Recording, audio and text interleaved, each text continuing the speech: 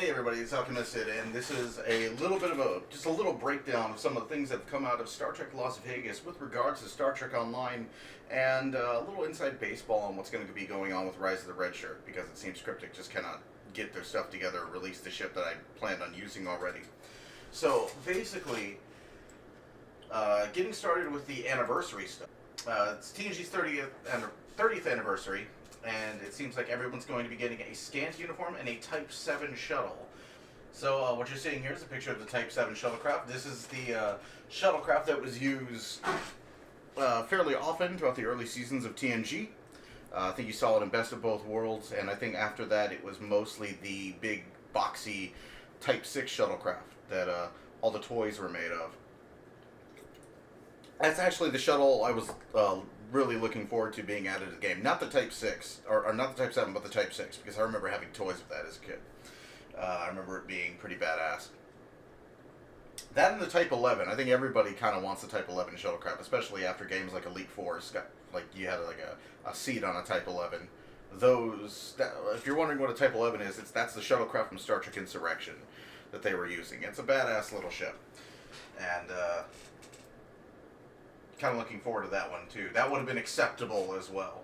But speaking of things that I am willing to take, I will take gladly. They are doing also a new Galaxie Interior for the featured episodes coming up that will feature the return of LeVar Burton as Geordi LaForge. He will be reprising his role as a voice actor for Geordi LaForge, and if you remember the alternate timeline of Timeless back in Star Trek Voyager, at this point, Geordi LaForge is commanding a Galaxy class of his own, the USS Challenger.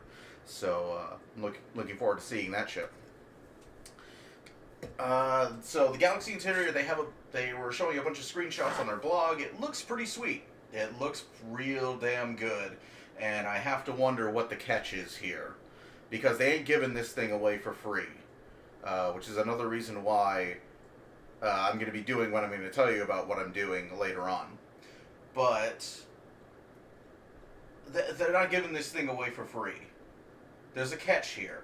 So if you were a fan of Star Trek Voyager a few years back, and you played Star Trek Online, you probably had the Captain rank Intrepid, the Intrepid retrofit. You were probably flying the Fleet Tier 5 Intrepid at the time when Delta Rising was announced. And when Delta Rising was announced, or sometime after it launched, in that period of time, it was announced that there would be a pack for Delta Rising that would cost $50, and it would include the Captain level Intrepid, the Rear Admiral Intrepid, the Tier 6 Intrepid variant called the Pathfinder, and an Intrepid Interior, which up until now has been the most faithful, gorgeous interior that's been added to this game. So,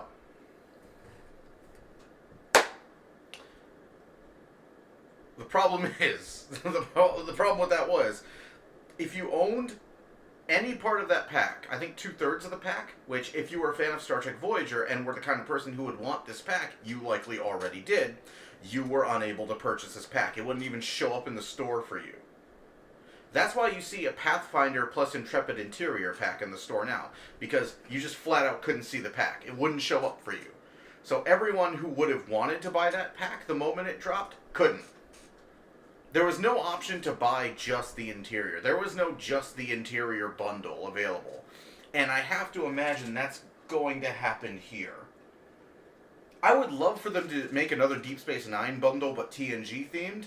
Like just get like the Lego phaser rifle, as SF Debris calls it. Like that big sort of like Cobra head phaser rifle. You know, maybe that could have a Type 7 shuttle. You know, some duty officers and the ship interior. I would be totally on board with that. But that's not what's going to happen, is it?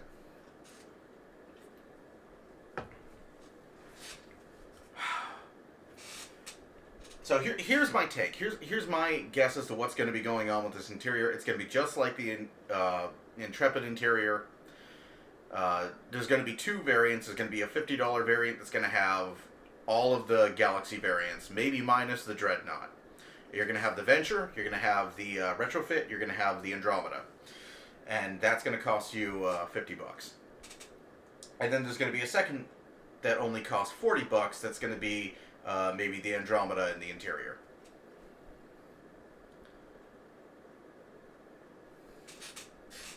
Yeah. That's my takeaway from it. That's what I think is going to happen. Which is a problem if you already own an Andromeda. I don't know if you... I don't know how much more do you have to pay. If you have a Pathfinder, I should ask this. If you have the Pathfinder, could you tell me if you can buy the Interior as well? If you already have a Pathfinder, does that Pathfinder plus Intrepid Interior like appear for you at a discount, or does it just not appear at all? Please let me know. But yeah, that's what I think, the TNG Bridge. I think there's going to be a little bit of drama around it. There was a lot of drama around the Intrepid Bridge. And they're releasing this ahead of what appears to be a new expansion coming out in 2018. The trailer for the next season that they released ends with a little bit of a vignette involving Jem'Hadar ships emerging from the wormhole, and ends with the text "Victory is life" flashing across the screen, which I can only assume is an indication of a new faction, because it seems very familiar. It seems very similar to the Marching Beneath the Raptor's Wings clips that they used to play at the end of all their announcements before the announcement of Legacy of Romulus. There was a whole viral... It wasn't quite a viral campaign, but it was close. Revolving around the announcement of Legacy of Romulus. This feels a lot like that. So there's likely going to be a fourth faction added to the game, and that will likely include the Gamma Quadrant in some capacity, which, hey, that's great. We will have all four corners of the galaxy essentially represented then. And that's an interesting concept and an exciting idea for this game. I give this game a lot of crap. I'm going to be the first to admit, and I've always been the first to admit, that I give this game a lot of shit. But I do... it does not come from a place of malice. It comes from a place of caring about the direction of this game. And I have also given this game plenty of credit when it does things right. And a fourth faction... it's been so long since the Romulans were added. A fourth faction to spice things up might be the breath of fresh air this game needs to bring in a lot more new players. Legacy of Romulus was possibly the most active, profitable time for this game. So this could lead to really cool things. This a potential Dominion faction. Here's hoping that it's an actual complete faction and not just a partial faction like the Romulans were. I'm sure the Romulan players are still a bit upset at that, and they should be. The Romulans should have their own star bases and such. And I don't know if that change is able to be made at that point, if that changeover can happen. But it's something that the game could definitely use to incentivize more people to play as Romulans and experience a story that is really, really essential to understanding what the hell is going on in this game with the Iconians and such, at least for the first 5 years of the game's story. And then afterwards, it's just kind of like anything goes. Like, it could be anyone. But yeah, the Galaxie Interior is gorgeous. I have worries about how they intend to distribute that Galaxie Interior. Also, there doesn't seem to be a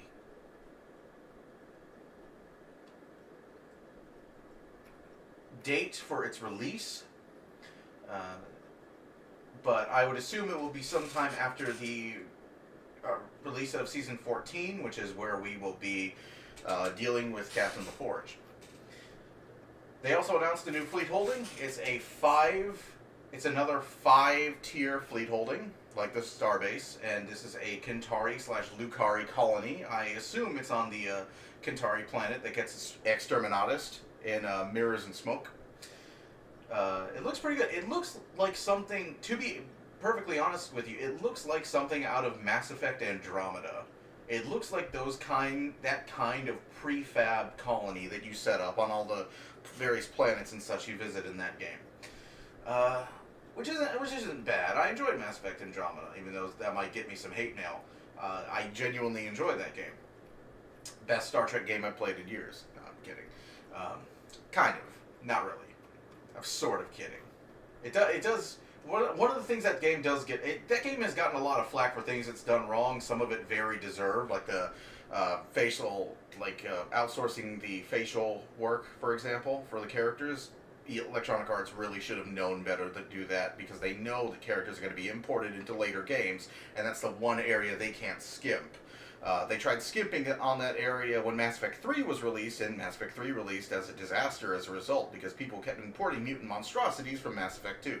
So they really should have known better, having been through that, than to outsource the facial animations and the and all that stuff. And they hadn't learned their lesson, apparently. So here's hoping they've learned it now. That aside, there are justified complaints about that game, definitely, but I still enjoyed the hell out of it. Moving on. Like I said, it's a 5-tier base. Looks a lot like the bases from that game. I can't imagine that's an accident. Let's see. Somebody made a banner for the... They were doing some photo ops at Star Trek Las Vegas. Somebody made a banner of a Master Systems display for the Enterprise F, and apparently they decided to just straight up use that as a backdrop for those pictures. So, Pikukik is the Twitter handle. Good on you, man. That's pretty cool. So yeah, X4 Victory is Life. Yeah, that definitely is what I got. There were a bunch of people. There's a bunch of people. They were handing out these cards at Star Trek Las Vegas. A bunch of people snagged a couple of them. One of them is a Geordie bridge officer, which is cool. I wonder if he has lines or not. If he's got, like LeVar Burton actually recorded lines for the BOF, then I'm super jelly. And then there was a bunch of people who got these, basically these cards that have a code for every Galaxy variant in the game. And I have to wonder if the Galaxy, seeing that, I have to wonder now if that Galaxy bridge is going to be tied to any of these Galaxy variants like the Pathfinder is. Hopefully not. Hopefully they're not just handing these people every Galaxy variant in the game and then going, oh, you got every Galaxy variant in the game, you can't see it in the store. But this is the company that, after everybody had blown all their money to open the Kelvin lockbox for the Kelvin Timeline Constitution to have some kind of Tier 6 Constitution, released the actual Tier 6 Constitution immediately afterward. Upsetting greatly all the people who had been asking for it forever and had settled on the Kelvin from the lockbox immediately before. So, yeah, that makes an interesting question whether the bridge will be tied to those in the C-Store, but I wouldn't put it past them still. The Phoenix promotion is coming back to PC, so if there was a bunch of low buy or lockbox ships or summer event ship or various event ships and winter and summer event red matter capacitor, what have you, any of that stuff that you missed, and you're on PC, that's definitely something you should check out.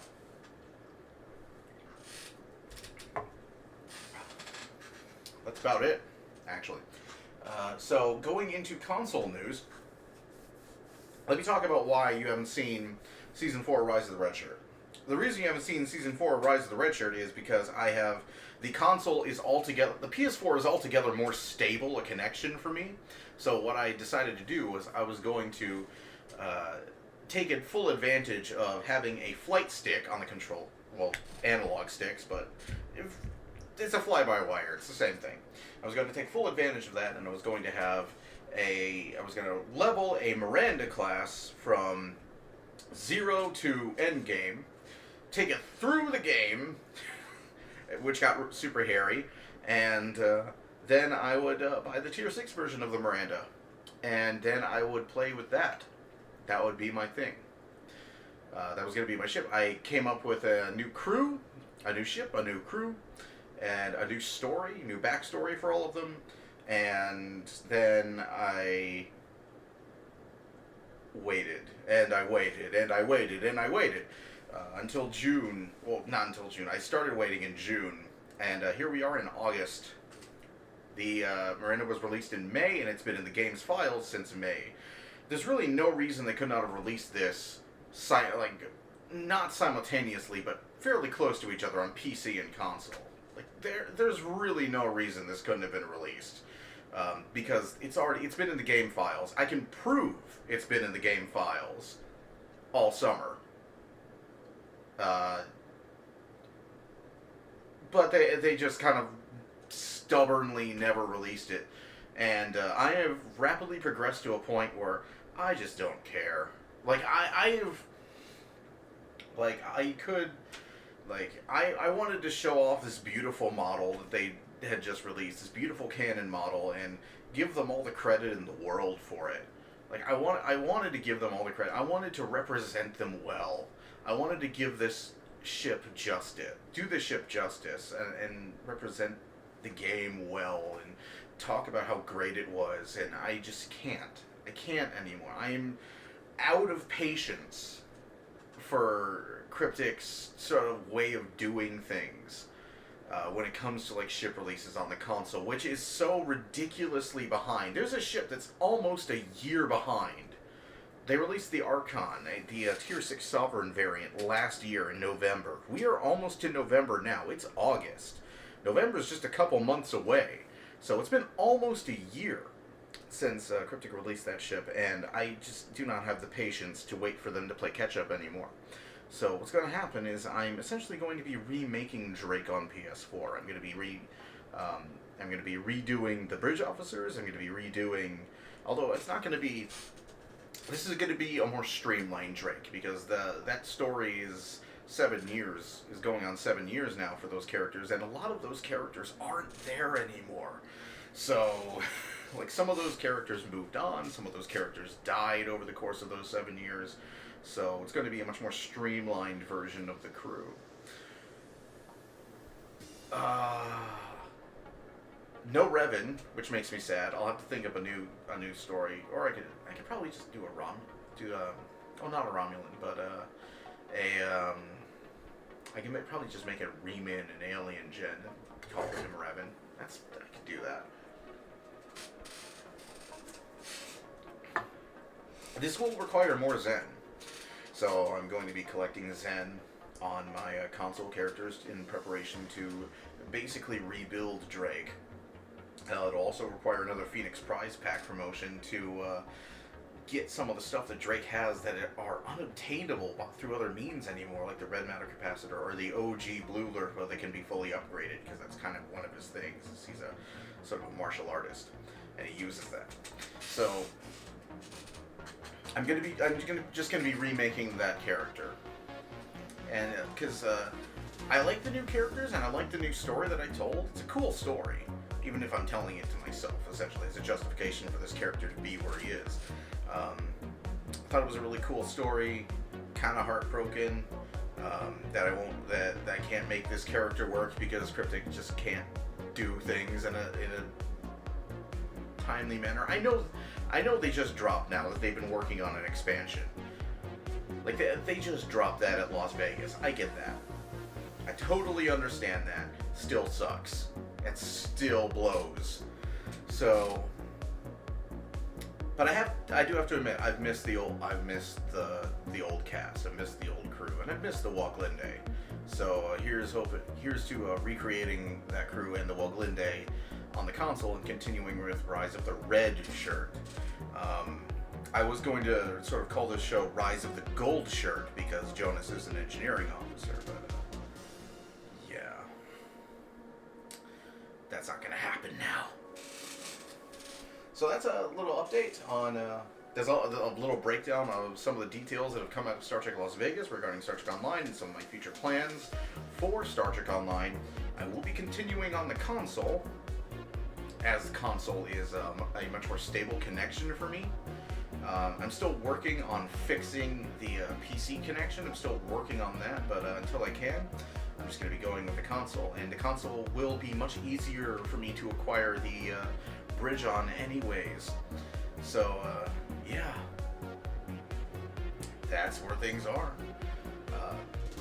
It's been Alchemisted, and I will see you guys later.